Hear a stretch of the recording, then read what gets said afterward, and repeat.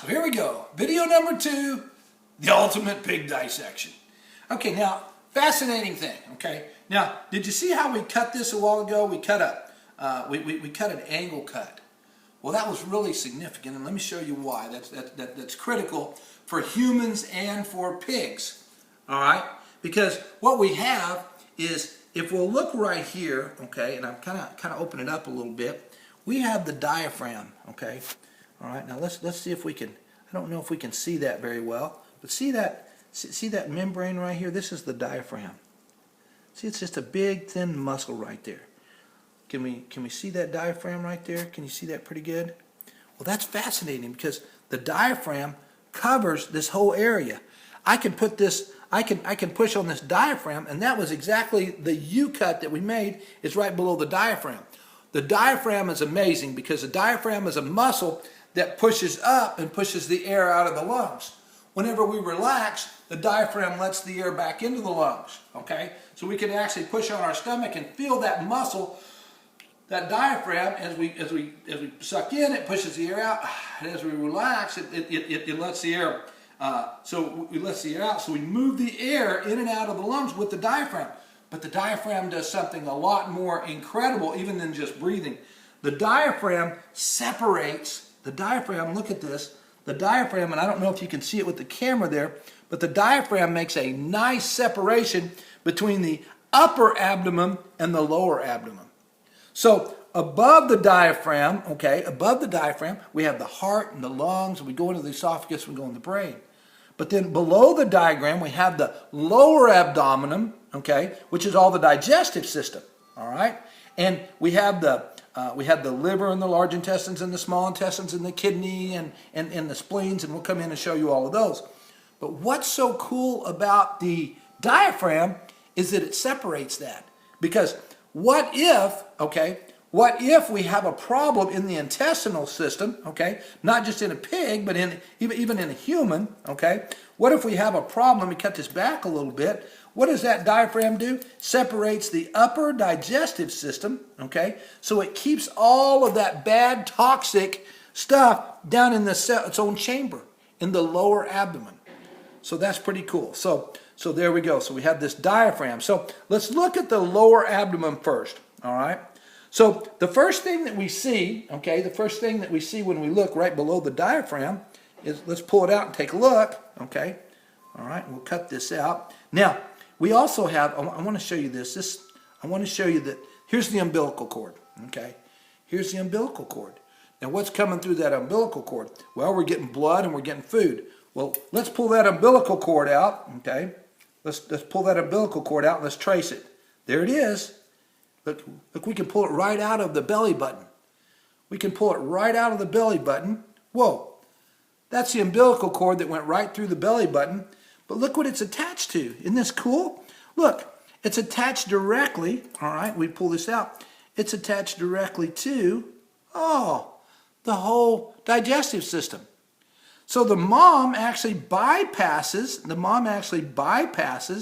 the pig's digestive system here and actually allows her food to be able to be broken down and used by the fetal pig. Same way in a human. So that's pretty cool. So this is the umbilical cord. Okay? All right, this is the umbilical cord. Now, we'll do a little practice. Those of you guys, if you're ever are in the delivery room, okay, if you're ever in the delivery room with your child and the doctor says, do you want to cut the umbilical cord? I'll give you a little bit of advice here, okay? He will have already sealed the umbilical cord off, so all you're really cutting is just tissue. But usually cut the umbilical cord that separates the child from the mom. So that's kind of cool. That's kind of cool. Okay, so here we go. Let's pull the liver out. All right. Now, what does the liver do? Well, the liver does a lot of things. Breaks down a lot of organisms. But look how big that liver is. That liver is humongous. Now, the one thing about the liver is the liver comes in lobes. And I want to show you some lobes of the liver. Okay, as we pull this out. Now, I do want to say this, though. There is opportunity to dissect pig in person, and I think it's even better if you get to do it in person. Okay, but we're going to do the best we can to show you on this film. Now, Now once again, we have lobes of the liver. Lobe means different sections, okay? So we have big lobes of the liver. Now, let's see what the liver looks like on the inside, okay? Let's see what the liver looks like on the inside. The liver is made up of an entirely different group of cells, okay? And let's look at something else. This is a cool this is the bloodstream going in through the liver, and then we also have, okay? And then we also have a cord that's running out, okay, and we'll find that's going out to the gallbladder, because the liver also makes bile that digests the meats and the proteins into the stomach, goes into the duodenum and breaks those down. So the liver not only is able to filter out a lot of things and get a lot of poisons out of the body, okay, but the liver also produces bile that helps us break down different proteins and amino acids. So once again, let's take a look at this. Let's take a look at this liver here. Let's get in here. Okay. Now the liver, and maybe you've seen chicken livers or cow livers or whatever. The liver is made up of a whole lot of little things we call nephrons. Just a whole lot of little pockets that actually can absorb things and break them down. The liver is an incredible organ. As long as there's a percentage of the liver, as long as the liver can maintain 80% of the liver can actually regenerate these little nephrons and grow itself back. Now, the problem that we have is the liver is trying to break down certain toxins in the system, alcohol being one of them. So, as the liver tries to break that down, okay, what happens is there's a lot of poisons in the body, and like I say, liver and alcohol is a real problem, because if you ever heard of cirrhosis of the liver, that means that the alcohol has eventually begin to dissolve the liver and actually liquefy it. So, alcohol, even if you drink a little bit of alcohol, the liver can break it down, it does fine. But continuous use of alcohol may cause cirrhosis of the liver, which is where these little nephrons can't replace themselves, and the liver begins to liquefy. And once the liver begins to get below 80%, then the body begins to have trouble functioning. Different drugs that you take, prescription drugs, are broken down by the liver, and the liver actually produces a synthesis in it to break down that drug, and that's okay until the liver begins to if the liver begins to break down. So that's why, and they're called statins. The medications that a lot of times that break down that liver are called statins. So if they put you on a statin, it might be a cholesterol medicine, or it might be a certain blood thinner, but they will go in and check your liver every so often, and they can do it through the blood and see if it's going through. So once again, that's the liver. Okay. So now, as we move below the liver, okay, we get into the stomach. Okay. So now I want to cut the stomach out, and I want to tell you this is going to be kind of interesting, because once again, this is a fetal pig. Okay, and the very interesting thing about a fetal pig is it hasn't had any food yet. It hasn't had any food yet. The mom has fed this pig. So let's get in here. Let's look at the stomach. Okay, now. All right, so the stomach has an opening, okay? And this looks a lot like our stomach. The stomach has an opening, okay? And then it has a compartment, and then it has a place where it has an exit, okay? So there's the stomach. Well, let's start out and let's go right into the duodenum. The duodenum is a really strong part of the stomach, a really strong muscle as we go in, and this is where the liver shoots the bile into the duodenum. And the duodenum, once again, is a really strong muscle. Okay, it's a really strong muscle. All right, let me show you this super strong muscle right here. It's a super strong muscle, and so and that's the opening of the stomach. It's called the duodenum. So the food passes through. Whenever we eat something like proteins, then we tell our body that we sense the proteins. Our liver produces the bile, and the bile then begins to fuel inject into the duodenum, and as the proteins go through here, it breaks it down. Now, the stomach is kind of interesting because the stomach is actually soft tissue. The stomach is actually soft tissue. So let's go inside the stomach, okay? Let's go inside the stomach here, all right? So let's take off, let's go. See, now it almost looks like a balloon. But let's cut this stomach and let's look on the inside of the stomach, all right? Well, who gets to do that? All right? Well, the stomach has stomach acid, extremely strong, okay? And when we get inside the stomach, we find this lining. Find this lining that can handle that stomach acid. All right?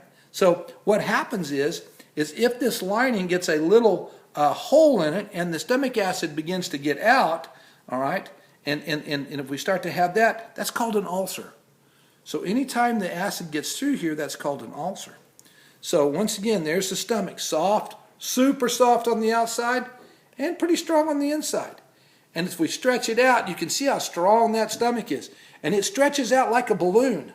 And that's why your stomach's not always the same size. After you eat, your stomach's really full and stretches out. Can you tear your stomach? Yes, you can tear your stomach, but for the most part, it'll stretch out. And on the outside, it's this nice, smooth, and we're going to talk about that. There's a stomach material called epithelial tissue on your stomach. All right, so there's the stomach. So we have the liver and we have the stomach. All right. Now then, as we go below the stomach, okay, we get into the large and small intestines. So we look at this, and it's really fascinating because basically what we're doing here is trying to increase surface area. So let's pull out. Let's see if we can tell the difference between the large and the small intestines. Okay. So as we pull this out, we see the small intestines, okay, and we see all the surface area and how it's turned.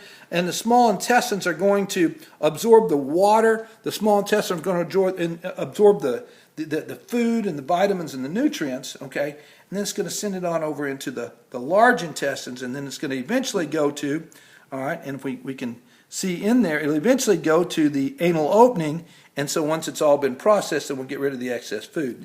So let's see if we can pull out the small intestines. Okay, let's see if we can pull these small intestines out, all right, without losing anything here. Okay, now watch this. This is cool. Okay, watch them unwind.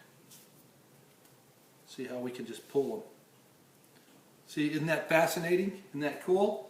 See, look at these small intestines. We can just literally unwind them. Okay, all right, we just unwound a section that wasn't very big at all. So we can see we have several feet of small intestines. So it's really a problem if we have a intestinal blockage there. Okay, we can do that again. Okay, we can just start pulling on these small intestines, and we'll just start pulling them out again. So pretty crazy. See how we, isn't that fascinating? Okay, so small intestines, but I want you to see how they're packed into your lower abdomen.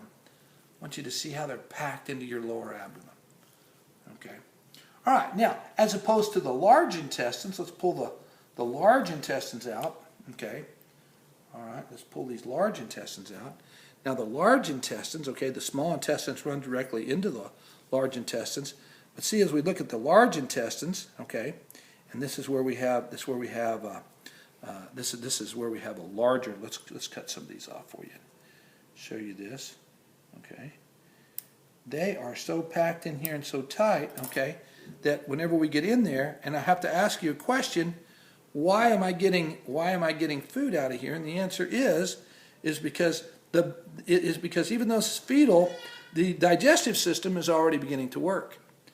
It's already breaking down even what the mom has given us. So even though we haven't had solid food, we still get this material coming from the large intestines. And then the large intestines remove all the solid waste. So now that we've been through the intestines, we're going to stop there and pick it up for the third video.